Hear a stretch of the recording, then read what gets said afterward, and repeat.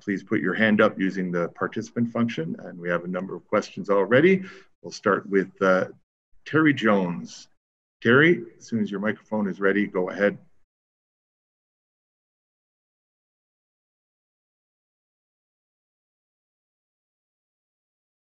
Terry, are you there? Okay, well, we're waiting just in case. We'll go ahead, Terry. Yeah, go ahead. Okay. Dave, can you just talk about your impressions of Connor McDavid as a captain, as one of the leadership group, and particularly compared to the player that you saw coming in last September after all that rehab, and the player you're watching jump into this now after a completely different situation? Well, last summer obviously was a unprecedented summer for him and trying to get him back healthy and in shape and getting ready to go. So it was probably hectic and very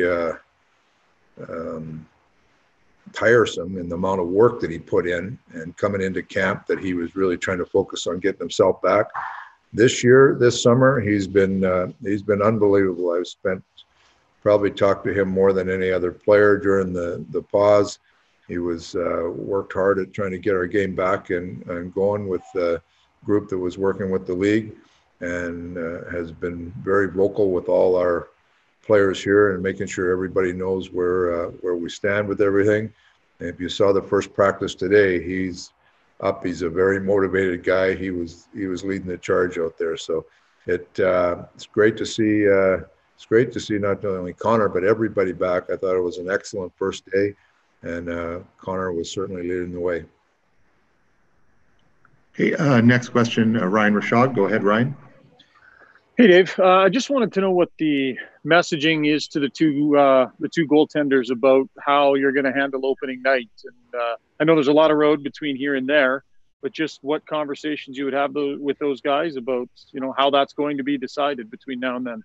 Well, basically, it's very similar as we've talked to our whole group about. We need to get everybody up and going, and these next 2.5 weeks will dictate where we think everybody is. As we go along here, we're going to do lots of scrimmaging. We'll have the one exhibition game, and we'll make that decision going into the first game against Chicago. But we have great confidence in both guys. Very similar like the regular season. We feel like either one of them can go in there and play. And the greatest thing about it is our team. Sometimes I've been on teams where you got a number one and a number two guy. And when the number one guy in there, the team feels comfortable. And number two guy, they're always a little nervous. Our team is fine with either guy in there. So we're in a good position that way. Okay, next question, Quinn Phillips. Quinn, go ahead, Quinn.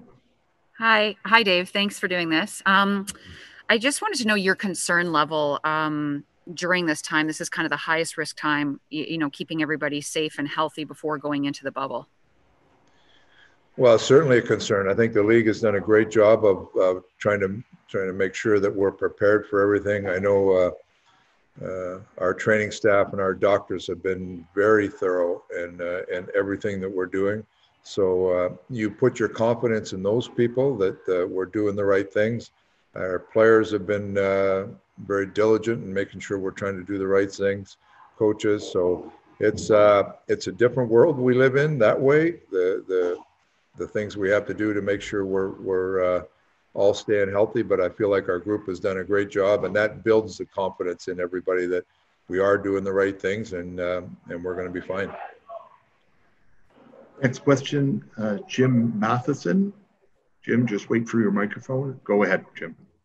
Dave, a couple of questions. One, did the Mike Green situation catch you off guard, and losing a veteran defenseman? And I know as a coach, you like a lot of veteran defensemen because defensemen tend to get hurt in playoffs. So what's your situation there? I would say it didn't catch me off guard because we knew there was some family issues for a bit now that he was, I think he was really struggling with the decision there, but he decided that personal reasons, it was with his family. It was the best situation for him, and you have to respect that decision. When we traded for him, he's a guy that we thought would come in and really help us. But this is unprecedented times. You've got to allow for flexibility, and unfortunately, we won't have him with us here. But that's a decision he made. That's he thought was best for him and his family. So you just have to respect that and move on. Next question, Tony Brar. Tony, go ahead. Dave, obviously such a unique circumstance coming into camp today. Just wanted to get your thoughts on behalf of the coaching staff on how you approach this situation coming into a playoff qualifying round shortly after. Well, it's very unique in the fact that you're coming off a break, and you realistically, you got to go from a long break to playoff speed in a couple of weeks. So those are things that are challenges for the coaches, but it's also a situation where I think we have a very motivated team, a team that is anxious to get back. And I was very, very pleased with day one.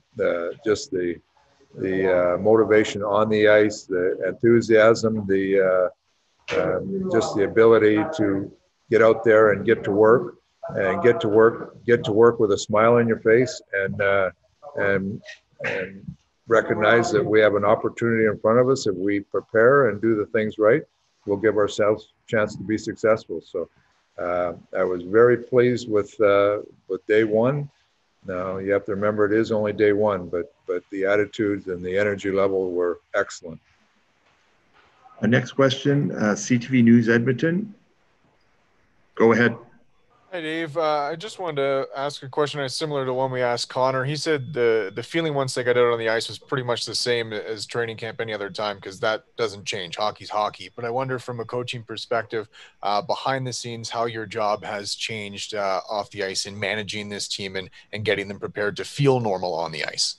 Well, it's a different feeling. You feel the training camp feel is more because you haven't played in a long time, so you're feeling like you're getting back at it.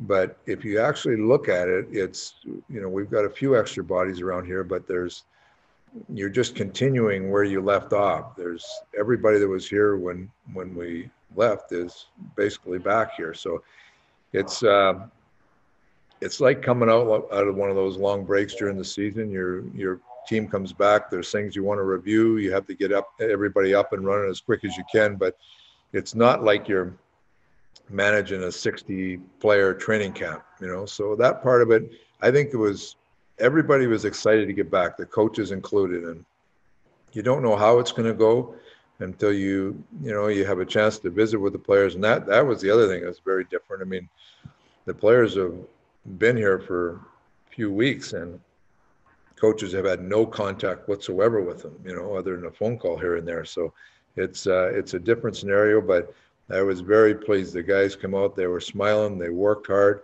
and as a coaching staff, that's all you can hope for. And we have a plan in place that we're going to build every day, and we have some objectives we want to meet every day to make sure we're getting ourselves back to where we need to be. But it's like I say, after day one, I was very enthused on how things went. Next question for Daniel Nugent-Bowman. Go ahead, Daniel. Hi, Dave. You and your fellow coaches are not required to wear masks behind the bench during games. I'm just curious what your safety level is, and if you'd consider doing that, or if you're comfortable with not wearing a mask for the games. Well, I mumble at the best of times, so if I put a mask on behind there, I'm scared we'll get a lot of too many men on the ice penalties. So, no, I've said all along, I think the doctor protocols and all the protocols we have to go in and sanitation and everything is the doctors and the experts wouldn't put us in that position if they thought it was a dangerous situation. So I'm fine with where we're at. And, the game is, I guess, it gets a little hectic behind there, but I don't foresee any problems. And, that's just my feeling on it. Okay, next question, Jim Matheson. Jim, just check your microphone. Go ahead, Jim.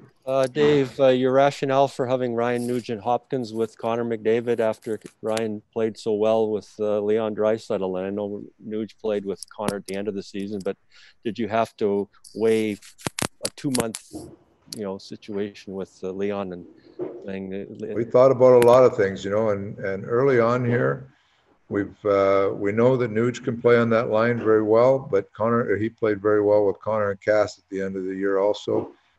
We've tried Ennis there a little bit. We know what we have in that a little bit, but AA didn't have much time there, and that's something we were looking forward to doing. So we're going to try it early in camp and see how things go. We have the flexibility of that left side that anybody can flip at any time to give us a different look at any point in the game. So that's I think the depth on our left wing is very strong. Okay, and we have one final question. Tony Brar. Tony, your microphone. Go ahead. Dave, as the team took to the ice today for training camp, they were greeted with an image of former teammate Colby Cave. Just wanted to maybe get your thoughts on that and what that means to you and for the rest of the group. Well, I thought that's something that we should address. It's the first time our group's been together since Colby passed, and obviously players have talked about it, but as a whole organization, this was our first day to address it in a team meeting this morning. We talked about it a little bit, and Bob Nicholson had arranged the tribute on the scoreboard, and I thought it was very fitting, very fitting. And Colby was an unbelievable young man, great teammate. Obviously a friend to everybody in our locker room, and he would be with us today if he hadn't passed. He was planned to be with our group, so we wanted to make sure that we paid our respects to him. He's a member of our team. Him and his wife were good friends with everybody in the team, so it was I think it was a fitting tribute today, and it's something that we've got to carry with us, and hopefully he's with us in spirit, and will help our group moving forward. Thank you very much, Dave.